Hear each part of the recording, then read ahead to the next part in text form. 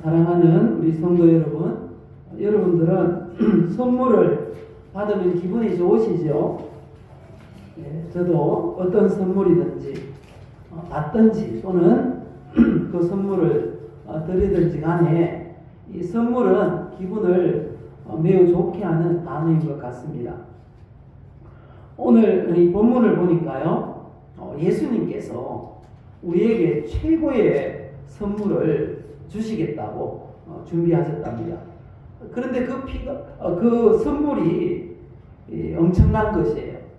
예수님의 살과 피라고 그렇게 말씀하세요. 그래서 이 시간 우리에게 주신 말씀을 통해서 살과 피를 주신 예수님이라는 제목으로 말씀을 전하겠습니다. 우리 늘 하시는 대로 한번 입술로 우리 신앙을 고백했으면 좋겠습니다. 나는 예수 믿어 구원의 복을 받았습니다. 나는 예수 믿어 건강의 복을 받았습니다.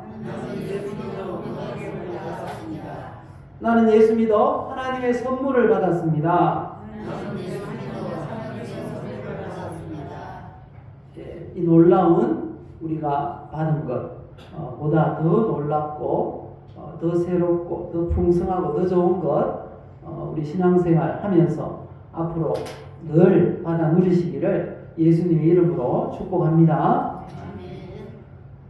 오병이어의 이 표적을 경험한 이 무리들이 이스라엘 백성들이 출애굽 후 40년 동안 광야에서 만나를 먹고 살았던 것처럼 예수님께서 계속해서 오병이어의 기적과 같이 그런 기적을 일으키셔서 양식을 공급해 주기를 원하셨어요.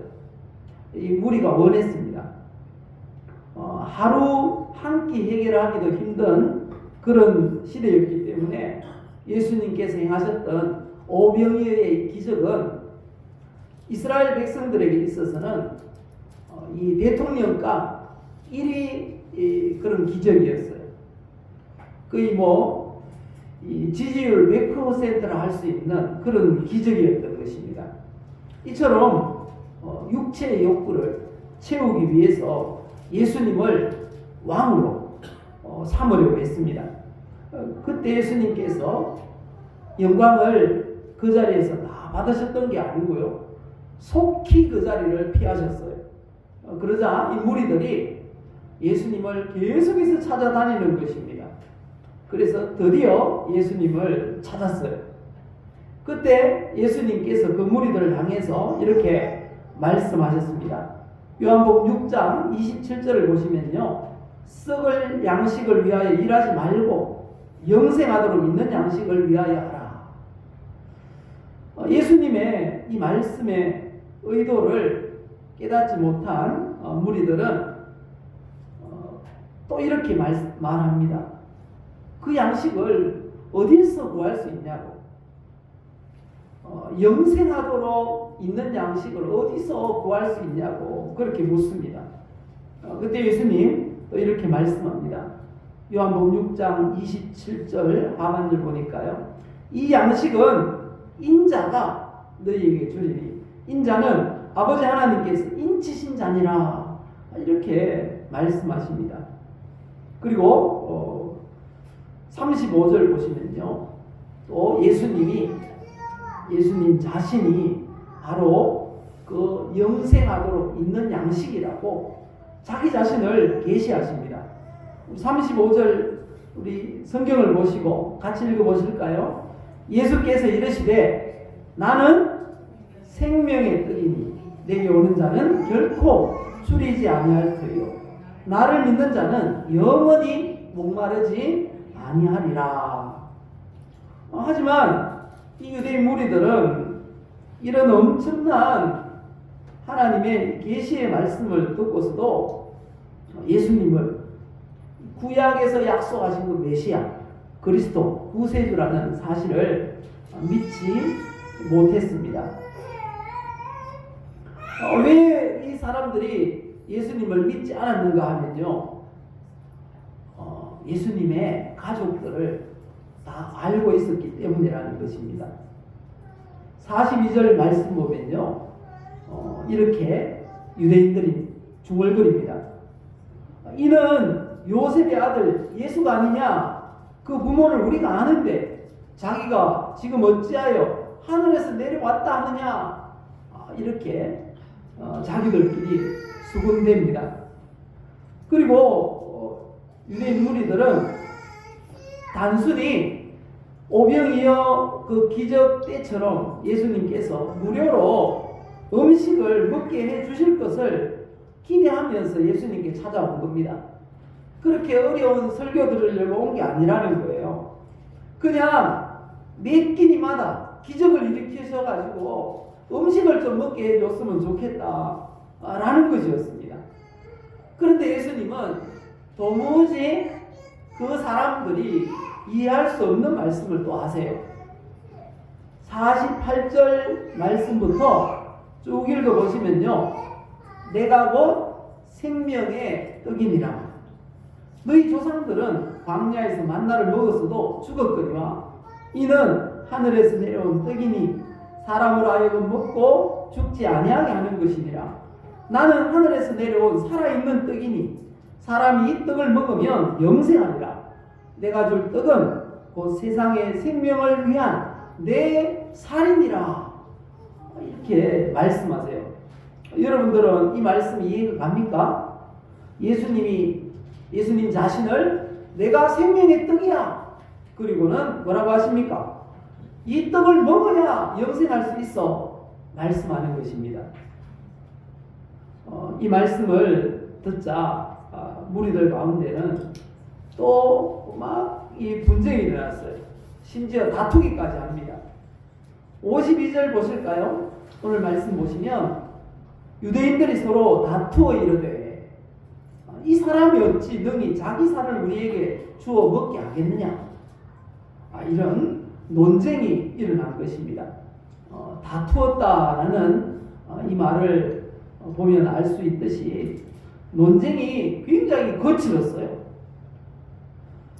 이 다투어라는 이 말이 원어로 보면 단검이라는 칼이라는 그런 의미가 있어요.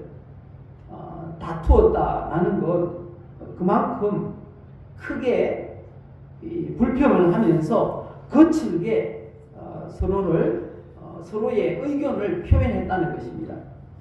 이런 유대인들에게 예수님은 다시 한번 영생 얻을 길을 알려주십니다.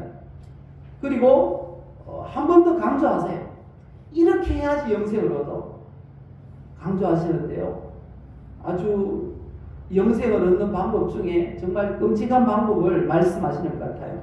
우리 53절부터 55절까지 성경을 보시면서 한번 읽어보십시다. 예수께서 이르시되 내가 진실로 진실로 너희에게 이르노니 인자의 살을 먹지 아니하고 인자의 피를 마시지 아니하면 너희 속에 생명이 없느니라. 내 살을 먹고 내 피를 마시는 자는 영생을 가졌고 마지막 날에 내가 그를 다시 살리리니 내 살은 참된 양식이요 내 피는 참된 음료로다. 이런 말씀, 엄청난 말씀이죠. 예수님의 살과 피를 먹고 마셔야 영생을 얻을 수 있답니다. 이런 도무지 이해가 가지 않는 이런 말씀들 당시에 유대인들도 전혀 알아듣지 못했습니다. 요즘은 약간은 우리는 짐작할 수 있습니다. 예수님의 살을 먹고 피를 마셔? 이게 뭘까? 성찬식 할 때 해보았지 않습니까? 떡을 나누면서 뭐라 그랬습니까? 이것은 예수님의 살이라. 그리고 포도즙을 나누면서는 뭐라 그랬습니까? 이건 예수님의 피라. 이렇게 해서 어느 정도는 이해를 할 수 있어요, 우리는. 그런데 그 당시 유대인들은 그런 걸 알았을까요? 몰랐을까요? 전혀 몰랐어요. 그런데 그들은 아마 그런 이 교회 안에 이 예수님을 기념하는 그런 예식에 대해서 전혀 몰랐다는 거죠. 그렇기 때문에 그들은 이렇게 생각했을 거예요. 아니, 우리가 식인종도 아니고 정신 나간 그런 사람들도 아닌데 어떻게 살아있는 사람의 살을 먹고 피를 마실 수 있어? 이렇게 생각한 거예요. 그런 이 신비로운 말씀을 예수님 앞에 있던 그 무리들만 그렇게 생각한 게 아니에요. 초대교회 시대에 예수님 믿지 않았던 수많은 사람들 이런 생각을 하고 있었어요. 오해를 하고 있었다는 거죠. 로마 시대 때 약 300년 동안 기독교가 엄청난 핍박을 받았습니다. 예수 믿는다고 하면 잡혀가서 사자의 밥이 되었어요. 그것도 많은 사람들이 보는 가운데 원형 경기장에 끌려나가가지고요 죽었습니다. 그 이유 중에 하나가 뭔가 하면요, 잘못된 소문 때문이었습니다. 기독교는 사람의 살을 먹고 사람의 피를 마시는 그런 야만적인 종교래, 그런 게 소문이 난 거예요. 바로 이 말씀 때문이었던 것 같아요. 떡을 떼면서 또 잔을 나누면서 그렇게 의식을 진행하는데 그걸 진짜 사람의 살, 진짜 피로, 그때 그 사람들은 그렇게 생각했다는 거죠. 그리고 또 하나의 박해 이유는요, 로마 황제를 신으로 여겼어요. 황제 스스로가 자기를 신격화했어요. 김일성, 김정일, 김정은처럼 자기를 신이라고 그렇게 공공연하게 말했어요. 근데 기독교인들은 진짜 신은 누굽니까? 하나님 한 분밖에 없다는 걸 너무나 잘 알잖아요. 그래서 황제는 신이 아니야, 공공연하게 말했어요. 그것 때문에 박해를 받는데요, 300년 동안 엄청난 박해를 받았습니다. 그러다가 갑자기 313년 뒤집혀졌어요. 로마의 국교가 됐어요. 기독교가. 엄청난 하나님의 역사가 일어났는데요, 이런 오해들 때문에 박해받는 그런 시절이 있었다는 거죠. 그런데 예수님의 말씀을 듣던 그 유대인 무리들도 마찬가지였어요. 아니 뭐야, 우리가 어떻게 사람의 살을 먹고 또 사람의 피를 어떻게 마셔? 그렇게 생각했다는 것입니다. 그런데 예수님의 살을 먹고 피를 마신다는 게 무슨 의미일까요? 이건 바로 성찬식과 깊은 관계가 있습니다. 그 이전에 예수님께서 육신을 입으시고 사람의 형상을 입으시고 이 땅에 오셨죠. 그래서 살과 피가 있는 몸으로 예수님이 이 땅에 오신 것입니다. 그래서 그분이 십자가를 지시면서 달리신 고난과 십자가 내속 죽음을 가리키는 게 바로 살과 피의 의미인 것입니다. 그걸 예수님께서 기념하라고 하셨습니다. 떡을 떼며 포도즙을 나누면서 살과 피를 기념하라. 그러면서 그 살과 피를 기념하면서 떡을 먹고 포도주를 마시는 것입니다. 이건 바로 교회 생활을 의미하는 것입니다. 예수님을 믿는 사람들이 모여서 신앙생활하는 거예요. 신앙생활하는 거예요. 예수님을 믿는 사람들이 신앙생활을 통해서 영생을 얻을 수 있다라는 말씀을 하고 있는 것입니다. 예수님을 믿는 사람들만 이 성찬식에 참여할 수 있잖아요. 그래서 바로 이런 말씀하신 것입니다. 그리고 예수님의 살과 피를 먹는다는 건 믿음을 의미합니다. 믿음을 성경에서는 이렇게 묘사를 하십니다. 요한복음 1장을 보시면요, 믿는 게 곧 영접하는 것입니다. 영접이 무엇입니까? 내 안에 모셔드리는 것입니다. 마치 음식을 먹듯이 내 안으로 들어오게 하는 게 영접이라는 거죠. 그리고 로마서 10장에 또 이렇게 말씀합니다. 영접은 그럼 어떻게 하는 겁니까? 마음으로 믿고 입으로 시인하는 거다. 이렇게 말씀하고 있는 것이죠. 이 죄인들의 죄를 대속하기 위해서 고난을 겪으시고 찢기신 그 예수님의 삶, 십자가에 달리시며 목 박히실 때 흘리신 그 예수님의 피, 그것으로 인해서 내가 구원받았다 라는 것을 믿는 것입니다. 그 믿는 것이 바로 영생을 얻는 유일한 길이다 라고 우리에게 말씀하는 것입니다. 이런 의미에서 예수님께서는 그 살과 피가 참된 양식이다 이렇게 말씀하신 것입니다. 예수님의 살과 피, 우리가 믿으면 영생을 얻는 줄 믿습니다. 예수님의 대속 죽음을 믿으면 영생을 얻는 줄 믿습니다. 그래서 예수님의 살과 피는요, 그 어떤 좋은 음식과도 비교할 수 없는 진짜 양식이고 진짜 음료다 라고 말씀하고 있는 것입니다. 그 사실을 믿으십니까? 예수님의 이 살과 피는요, 최고의 양식이고 최고의 음료인 것입니다. 왜냐하면 예수님의 살과 피를 먹는 사람만 살아요. 먹는 사람만 영원히 살아요. 그래서 최고의 양식인 줄 믿습니다. 그런데 예수님의 살과 피는요, 영향력이 거기에서 멈추는 게 아닙니다. 그냥 예수님 믿다가 죽으면 천국 가는 그게 전부가 아니라는 것입니다. 이 땅에 사는 동안 예수님께서 살과 피를 우리에게 주신 목적이 있다는 거죠. 그 목적이 뭔가 하면요, 우리에게 영생을 얻는 것뿐 아니라 더 풍성히 얻게 하려는 것이라고 그렇게 성경이 말씀하세요. 그래서 예수님의 살과 피는요, 최고의 음식이고 양식이고 최고의 음료일 뿐 아니라 성경에 보니까요, 하나님의 선물이라고 표현을 하고 있습니다. 예수님은, 그리고 복음은 최고의 양식이고 최고의 선물이다. 그렇게 믿으십니까? 이 제 말이 아니고요, 성경이 그렇게 말씀하십니다. 우리 요한복음 4장 10절 읽어보십시다.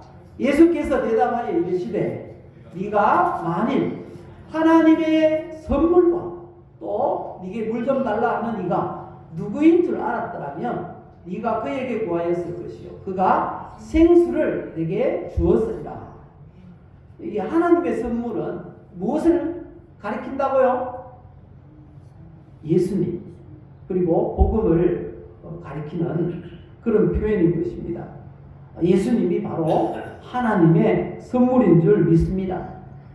그래서 예수님의 그 살과 피를 먹는 그 사람들에게는요, 엄청난 유익이 있어요. 유익. 하나님의 선물로 그렇게 말할 수 있는데, 예수님의 살과 피를 먹는 사람에게 주어지는 그 하나님의 선물, 그 유익이 무엇인가 몇 가지 살펴보고 말씀을 마무리하도록 하겠습니다. 예수님의 살과 피를 먹으면 어떻게 된다고요? 어떤 선물을 받는다고요? 영원한 생명. 줄여서 뭐라고 합니까? 영생을 주시겠다고 하십니다. 오늘 본문 53절 이하의 말씀을 보면요, 이렇게 말씀합니다. 예수께서 이르시되 내가 진실로 진실로 너희에게 이르노니 인자의 살을 먹지 아니하고 인자의 피를 마시지 아니하면 너희 속에 생명이 없느니라. 우리도 그런 말 하잖아요. 먹어야 힘납니다. 먹어야 삽니다. 똑같습니다. 예수님의 살과 피를 먹어야 삽니다. 믿으십니까? 먹어야 살아요. 그리고 54절 이어서 말합니다. 내 살을 먹고 내 피를 마시는 자는 뭘 가졌고? 영생을 가졌고 여기 보면 과거형으로 되어 있어요. 벌써 주어졌다는 거예요. 예수 믿는 순간 영생이 주어졌어요. 우리 속에 영생이 들어온 줄 믿습니다. 그리고 뿐만 아니에요. 마지막 날에 내가 그를 다시 살리리니. 그리고 55절 뭐라고 합니까? 내 살은 참된 양식이요 내 피는 참된 음료로다. 이것은 하늘에서 내려온 떡이니 조상들이 먹고도 죽은 그것과 같지 아니하여 이 떡을 먹는 자는 어떻게 된다고요? 영원히 살리라. 믿으십니까? 바로 이것입니다. 예수님을 믿으면 곧 예수님의 살과 피를 먹는 사람에게는 하나님께서 이런 선물을 주셨어요. 영생의 선물을 주신 줄 믿습니다. 영생이라는 건 죽음을 이기는 거예요. 죽음을 이기는 것. 그래서 사도 바울은 고린도전서 15장에서 이렇게 표현을 합니다. 이 썩을 것이 반드시 썩지 아니할 것을 잊겠고, 무슨 말일까요? 우리 육신, 이 썩을 육신이 마지막 날에 반드시 썩지 아니할 것을 잊겠고, 이 죽을 것이 죽지 아니함을 입으리로다. 무슨 말씀일까요? 우리 육신이 이 썩을 것이고 죽을 것입니다. 이 썩을 것이고 이 죽을 육신이 이 썩지 아니할 것을 입고 죽지 않을 것을 입는다는 것입니다. 신령한 몸으로 그렇게 다시 살아날 것을 말씀하는 것입니다. 그리고 어떻게 됩니까? 어떻게 그게 가능한가? 54절에 보면 죽음을 이기기 때문에 가능하다는 것입니다.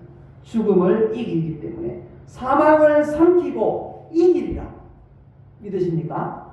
예수 믿는 우리는 사망을 삼키고 이기는 줄 믿습니다.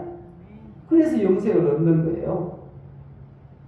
그렇다고 해서 예수 믿는 우리는 죽지 않을까요? 아닙니다. 우리도 이 땅에 사는 동안 나이도 들고 또 병도 들고 그렇게 해서 죽기도 합니다.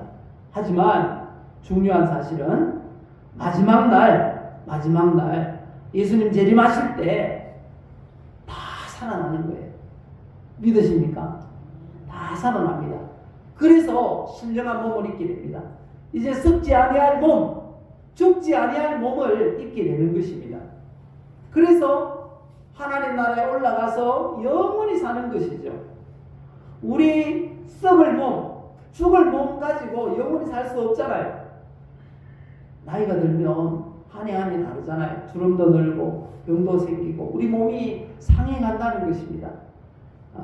그렇기 때문에 우리가 예수님 재림하실 때 신령한 몸으로 변화되는 것입니다. 그래서 이렇게 변화되었어요. 벌써 예수 믿는 우리는 변화되었어요. 변화되었는데 요한복음 5장 25절에 보면 우리가 마지막 때에 다시 살아나리라고 분명하게 그렇게 말씀하고 있습니다. 이런 놀라운 일들을 예수님 믿는 순간 벌써 일어났습니다. 우리에게는 영생이 지금 주어져 있어요. 우리가 언제 이 세상 떠나도 천국 갈 수 있습니다. 믿으십니까?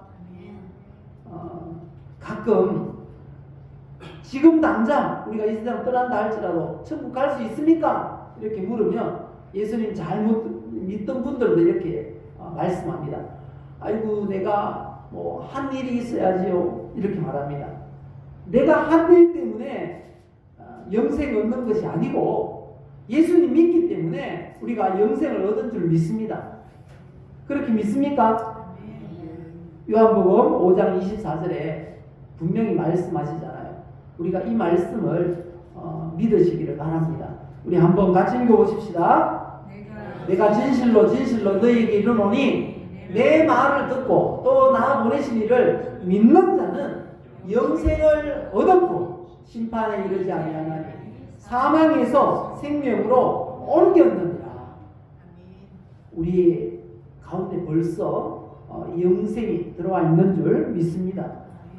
이러한 사실을 알았던 사도 바울은 또 이렇게 표현합니다. 그래서 우리는 천국 시민이 되었다고. 천국 시민이 된 줄 믿습니다. 우리는 천국 시민입니다. 이처럼 우리는 천국에서 영생할 그런 사람들인 줄 믿습니다. 천국에 가면 그런 예수 믿는 모든 사람들은 다 만나게 될 것입니다. 믿으십니까? 이 천국이 바로 우리에게 주어져 있습니다. 그래서 이 땅을 살아갈 때 우리는 천국을 소유한 사람처럼 살아야 됩니다. 모든 것을 가진 사람처럼 살아야 됩니다. 어떻게 사는 것이 그렇게 사는 것일까요? 이런 것입니다. 부자들은 한 끼 굶어도 배가 안 고프대요. 그런데 거지들은요 항상 배고프대요. 먹어도 배고프다는 거예요. 왜 그럴까요?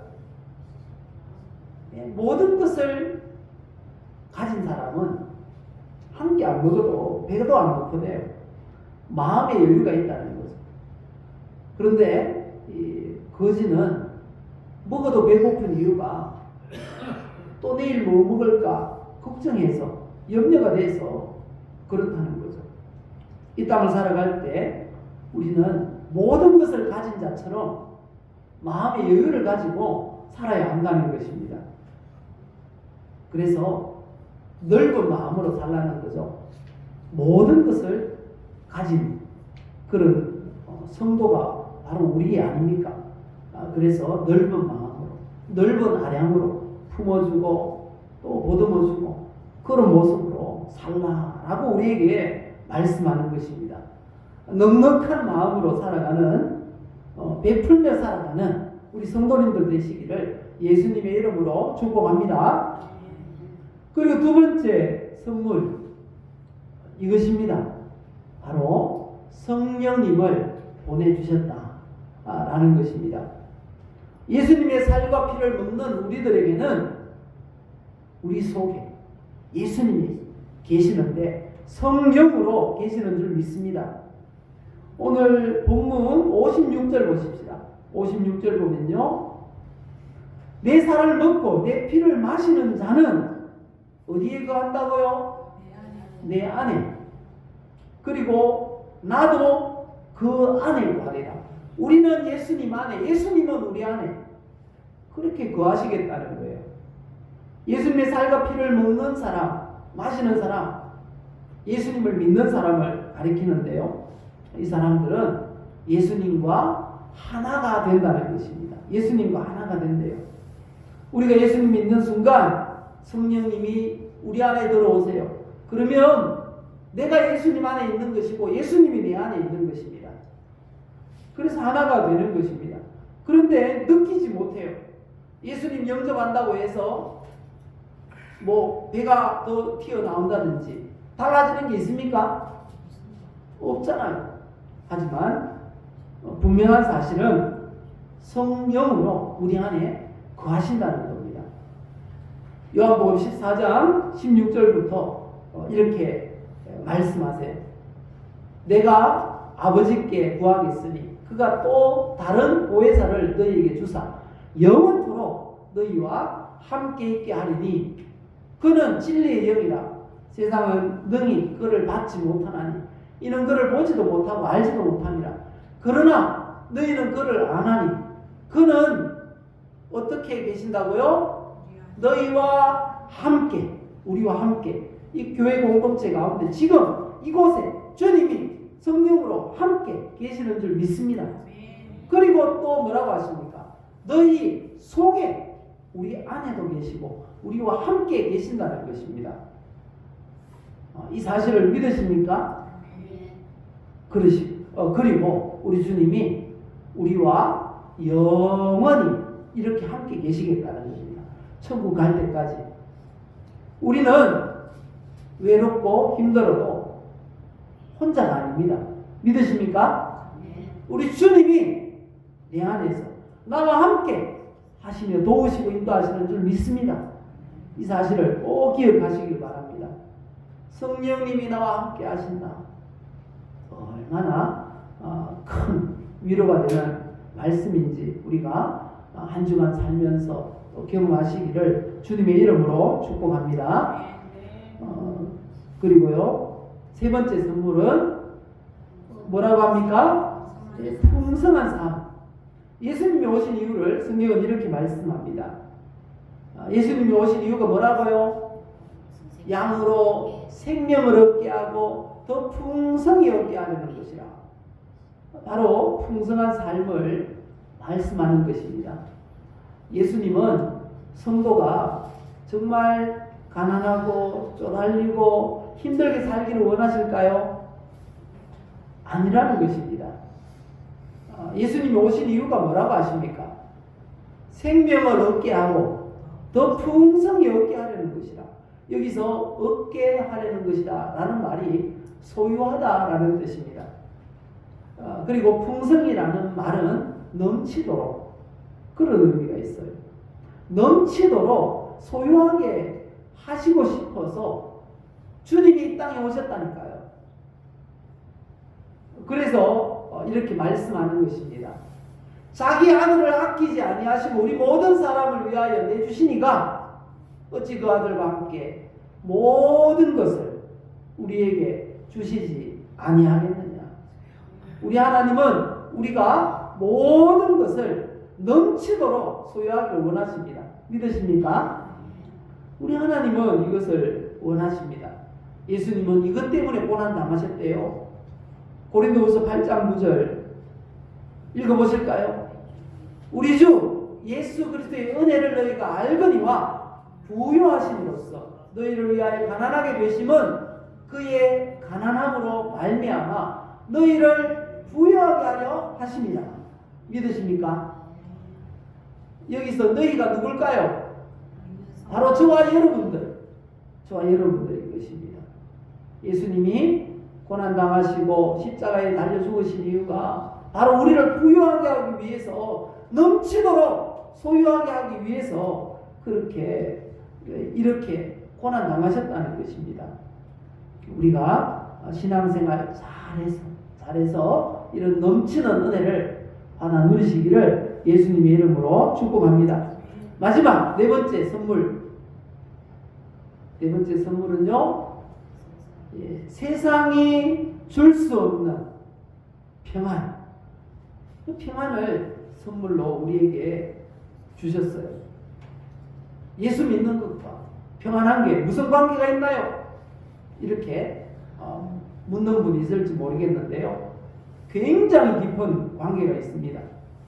왜냐하면 세상이 줄 수 없는 평안을 성도는 누려야 한다고 성경은 말씀하세요.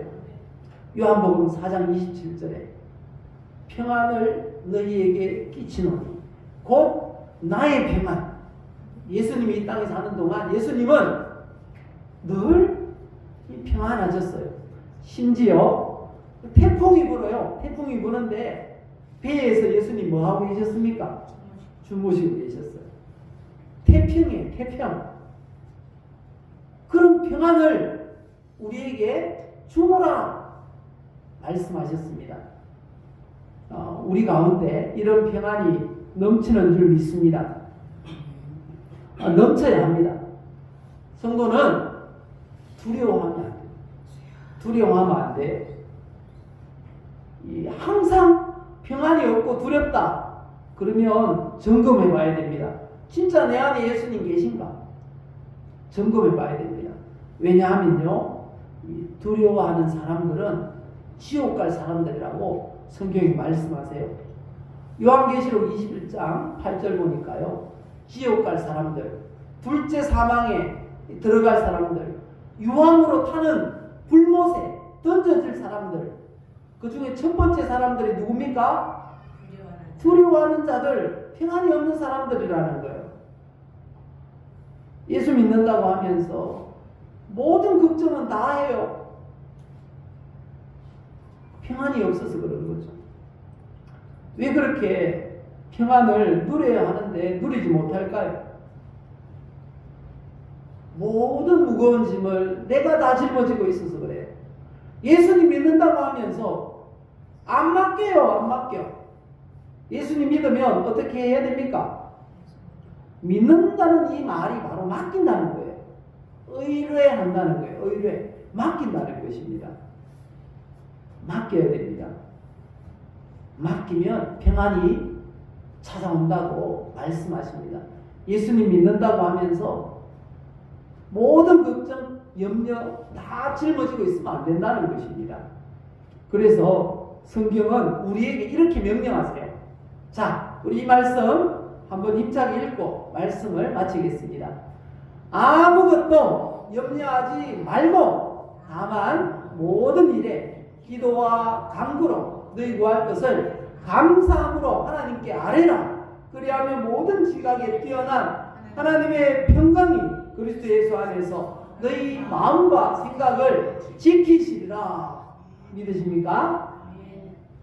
아무것도 염려하지 말고 맡기랍니다. 맡기랍니다. 맡기시기를 바랍니다. 우리의 건강도, 또 우리의 물질 문제도, 또 우리의 모든 관계의 문제도, 타인에게 말 못할 어떤 문제라도 맡기시기를 바랍니다. 어떻게 맡길 수 있습니까? 기도로 맡길 수 있는 것입니다. 기도함으로 선물로 주신 하나님의 선물이 평강을, 세상이 줄 수 없는 평강을 누리시기를 예수님의 이름으로 축복합니다. 말씀을 맺겠습니다. 우리에게 주신 하나님의 선물, 예수님의 살과 피를 먹는 사람, 예수님을 믿는 사람들에게 주신 선물이 있습니다. 4가지 선물을 말씀드렸는데요. 우리 읽어보실까요? 영원한 생명, 성령님, 풍성한 삶, 세상이 줄 수 없는 평안, 이런 좋은 선물들 우리가 받았습니다. 하나님 일평생 이 선물로 누리며 살게 하옵소서. 이 시간 함께 기도하십시다.